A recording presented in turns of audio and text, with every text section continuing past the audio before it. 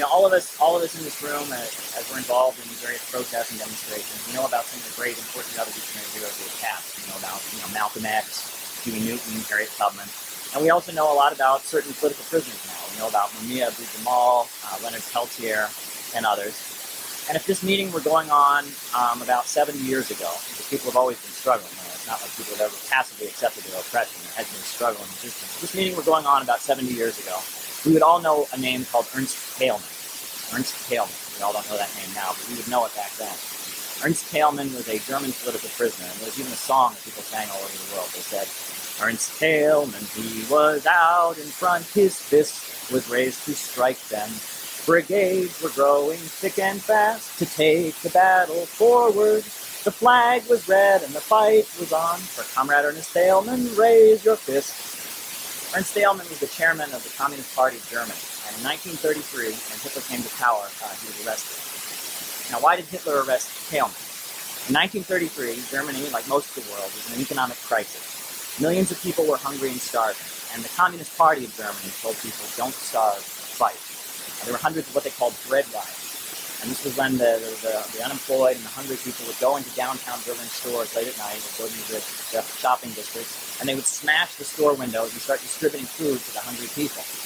And as the police would come to beat back the hungry people who were taking the food, there would be people on the roofs with sniper rifles who started taking shots at the police. And who was that? That was a group called the Red Front Fighters League, with armed groupings that were fighting and defending the unemployed as they fought for food. And it was a very radical period, and the Communist Party of Germany had millions of members. Entire neighborhoods were loyal to the communists in Germany. The communists led labor unions, they fed hungry children, they provided medical care, and the wealthy German capitalists, as well as the bankers on Wall Street and in London, were very frightened that soon Germany could have a communist revolution. And that's where Hitler came from. The global movement of fascism, which included Nazism in Germany, was part of the capitalist attempt to try and preserve their system. The people rose up in revolt. Capitalists, especially here in the United States, like to tell us how much they love democracy. Whenever they're plotting a war against some country, they tell us how it's a dictatorship. They tell us how we're free and we should blindly pledge allegiance and march behind the flag because we're so lucky to have all this freedom. But whenever the power of capitalists gets threatened, all of a sudden that freedom starts to disappear. The black freedom struggle of the 1960s and 70s saw that how the FBI created this COINTELPRO program, how Fred Hampton was gunned down and murdered and is dead with over 200 bullets. In the 1950s, they actually made it a federal crime to be a communist under the Smith Act. Hundreds of people went to jail simply for being communists. And they even passed in 1951 a law called the McCarran Internal Security Act, which actually set up concentration camps. And in a state of national emergency, there were 2 million people on a list that they would put in concentration camps. Right? Black and brown people in the United States have never had any real freedom to speak of. From the time African Americans were brought here in chains to today, where 2.5 million people are in prison, this has never been a free country. It's always been a country ruled by the super rich, with violence, terror, and racism, in order to ensure that it stays that way. But that's only half the story of the history of this country. Though it's long been suppressed, there is a history of resistance. The oppressed, like I said at the beginning, have never passively accepted their resistance. Slave revolts were constant during the time of slavery up until the Civil War, and working people always fought back in the factories with strikes, occupations, and other acts of resistance to the bosses. Women fought for the right to vote. LGBT people fought against degradation and dehumanization. Among those resisting injustice have always been the communists. Go back to the Civil War, there were 2 generals in the Union Army who were members of the International Working Men's Association. Sexist name now, we say the International Workers Association. That's what Karl Marx called the First International, the mass organization. There were 2 generals in the Union Army.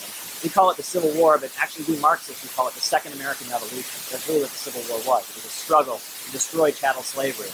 And we Marxists, we don't have any admiration for Abraham Lincoln. Abraham Lincoln was a racist, he slaughtered the indigenous people. But the Civil War wasn't about Lincoln. It was about the struggle to end chattel slavery. As Marxists, you couldn't be neutral. You couldn't say, well, I'm against Lincoln and I'm against the slave owners. No, you have to take a side when there's a struggle going on. And the Marxists heroically took the side, the struggle, on the side of the people fighting to smash chattel slavery. And in fact, Karl Marx was living in London at the time, and he led strikes of textile workers who refused to work with cotton. They'd been picked by slaves, and they refused. They brought in cotton from the U.S. South. They refused to work from it. And that put economic pressure and prevented Britain from sending direct military aid to the South, and enabled the Union to later win the Civil War. It's a really untold story of the role of communists in the struggle to to end slavery in this country. The 8-hour workday was won by communists, anarchists, and socialists in the union movement. Communists built industrial unions, and communists always distinguished themselves. At the time, in the 1930s, 20s, teens, there was a vast movement of socialists, people that didn't like capitalism. But the communists always distinguished themselves by being anti-racist. A lot of the socialists, Eugene Debs famously said, we have nothing to offer the black people. But the communists always understood that racism was kind of built into the fabric of this country. That you can't have this system. This whole country is built on racism, and you have to oppose racism if you're going to oppose capitalism. The Black Panther Party, one of the most important revolutionary organizations in the history of this country, was very much a Marxist-Leninist organization. They were inspired by the Russian, but also the Cuban, Chinese, and Korean revolutions. They studied Mao Zedong's Little Red Book, as well as Kim Il-sung's DK ideology. Communists have always been a small minority in the United States. That's definitely true. But for a small minority, we've had a very, very big impact. But now, the end of the 21st century, we have our work cut out for us. U.S. society is gradually transforming into a low-wage police state. Good-paying industrial jobs have been eliminated. Many of the good-paying public sector jobs have also been eliminated. The next generation, millions of us which are crippled by debt, are facing a lifetime of short-term, low-wage service sector jobs. In addition, a huge police state is unraveling before us. Police are in the schools, bullying the youth in the hallways. Police patrol the streets, searching people without any justification or cause. The NSA is listening to our phone calls, and 2.5 million people are actually locked up. The collapse of the Soviet Union and the defeat of socialism in many countries inspired the capitalist world to become more ruthless than ever. They figured there's no force to oppose us, we're just going to take every cent we can from the working class. And they, despite feeding workers back, defeating unions, lowering people's wages, they still can't make their system work. Why is that? Well, it's because of this. You lower people's wages, you eliminate good-paying jobs, you create mass employment. Sure, the capitalists are going to make a lot of money in the short term, but those workers that you just cut their wages from are also consumers. And if people don't have money to spend, no one's going to buy their products. And that's called overproduction. It's the built-in self-destruction of capitalism. The better things get to the capitalists, the more profits they rake in, the sooner there's going to be an economic collapse. And as much as they've tampered with the system, a lot of people talk about the Federal Reserve now and all these kind of mechanisms. It's all just a mechanism to try and make a system that can't work, and try to get this problem. The more profits they get, the more they exploit people, the more they create their own destruction and economic collapse. It's the built-in the laws of capitalism. The overwhelming majority of people on this earth are workers. We sell our labor to survive. You may sweep floors, you may work at counters, you may be engineers or college professors, you may be in prison, you may be a highly skilled person, you may be in college trying to get a degree so you can get a better job. As long as your income comes from working, you're a worker. And in addition to the 99.9999999% of humanity, there's a small minority that's called capitalists. And their wealth comes not from working, not managing labor, it's from owning. They own banks, they own factories, they own big box stores, they own airlines, they own TV networks, they own these things. And their wealth comes from the work that we do. We go to work in these things that they own, and they turn our labor into profits. They own the commanding heads of the economy, they hire the rest of us to work in them, and they make profits from our labor. And because the economy is centered around making profits for these owners, right? Because of that, it gets awful. I mean, awful things go on. The reason there are 20 empty houses in this country for every homeless person, it's because houses aren't built right now because people need shelter. Houses are built so bankers and landlords can make profits from them, right? We don't have hospitals because people need health care. We have hospitals so insurance companies and drug companies can make profits from them. We don't have education so that, children can get it, can learn and become educated and become productive members of society. We have education so that children can be trained to be workers. And as they de-skill the economy, right? As they de-skill and look at these low-wage sector jobs, they're also eliminating education. Why do you need that? As long as they can push a button, that's great. They want us to be as uneducated as possible. The message of the communists is that it doesn't have to be that way. The banks, factories, industries, land, natural resources, and big centers of economic power can be owned by the people. We who do the work will control the places we work in and the world around us. That's the message of communism and socialism. And no, it hasn't been a big failure everywhere it's ever been tried. The Soviet Union was the first attempt to build socialism, and it doubled the life expectancy of its people. It went from being an impoverished agrarian country to being an industrial powerhouse. The Soviet Union defeated the Nazis and Hitler, and the Soviet Union was the first country to enter outer space. The Soviet Union collapsing in the 1980s at a time it was privatizing things, introducing capitalist market reforms, created enough chaos and confusion that eventually there was able to be a counter-revolution. Why is it that the small island nation of Cuba is leading the world in the fight against Ebola? Arguably, Cuba has the best medical system in the entire world. People in Cuba statistically live longer than any other people in Latin America. And why is it that the Democratic People's Republic of Korea has survived? Think about it. After the Soviet Union collapsed, they lost their biggest trading partner. There was mass starvation as a result of that, and they were encircled. But any other government would have been overthrown in those conditions. But they had the trust of the country, and they know, Koreans know that there was 3 to 4 million of them killed during the Korean War by U.S. bombs, and they rallied around the Korean Workers' Party, which led them in resisting U.S. imperialism. Now, the point is not to agree with or support every policy of every socialist country in the world, but to admit that if socialism as an economic system works, it doesn't have to be this way. We can have socialism. We can have bank sectors owned by the people. We can strive for a higher society of communism. And another important point is that Russia and China are currently big players on the international market.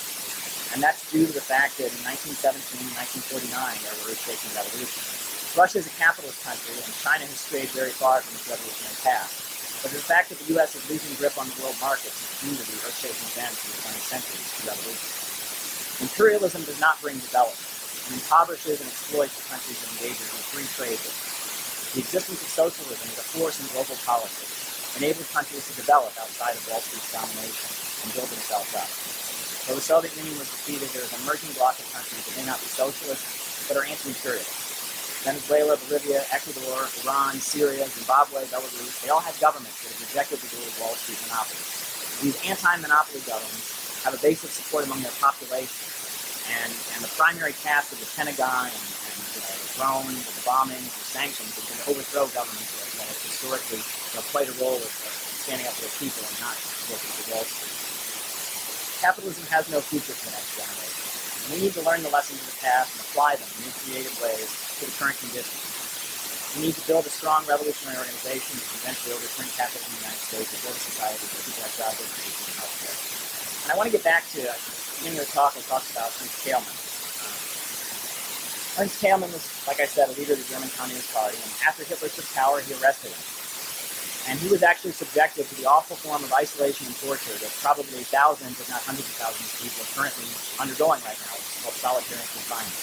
Ernst Thälmann was in solitary confinement for 11 years before he was finally shot. But when Thälmann was shot in 1944, Hitler was already losing the war with the Soviet Union and the United States and Britain. And when it was announced that Thälmann had been killed, millions of workers in Germany walked off the job. They stopped making the tanks and the bombs, and they walked off the job in the streets of Berlin saying, Thälmann will be avenged. And there was like a mass strike in response to the killing of the leader, who had been jailed for 11 years in solitary confinement. And when the Soviet Union was finally victorious, and the Nazi state was smashed, in the new society called the German Democratic Republic, in schools, each morning, children pledged, I will live like Ernst Thälmann. Every morning. Because it's just sort of every single morning, right? Thälmann might not have realized it alone in his cell for 11 years before finally being killed, but that's what happened. History doesn't stop moving. History continues to move, and there's forces of justice and righteousness tend to prevail over oppression and regulation. We're at the beginning of the 21st century, and once again, it looks dark and horrific. People are dying in Ukraine, in Syria, and other places where Wall Street is pushing for civil war. If Wall Street tries to tell the next generation of working people in the United States that they need to go and fight and die against Russians and Chinese people, I'm confident that there will be millions of youth to say no. They'll say Russians didn't triple into student debt, Chinese people didn't fill our school with cops, Cubans and Iranians didn't get rid of the good-paying industrial jobs. You want us to fight for democracy? We'll fight for it right here. We'll turn the guns around and fight against the billionaires and the bankers. And once we've won, we'll create a decent society on the ruins of the hell that capitalism has created in this country. People say that we're crazy and we're extremists, but in reality, we communists are really the most sensible people around. That's what I think. We want people to have decent jobs so they can feed their families. We want peace between nations and an end to wars and military. We want equality for African Americans, Latinos, for women, for LGBTQ people, for disabled, for any group that faces degradation. We want democracy. We want a society run by the people, not a small corporate ruler. The reason that we're radical is because we know why we can't have all of this. We can't have all those things because the world is ruled by a small class of exploiters and robbers. We have a task ahead of us. It's not going to be easy. It's going to be very difficult, actually. It's going to be a long struggle. It's gone on for many years. But the conditions are ripening, and it's time to move forward and go into the streets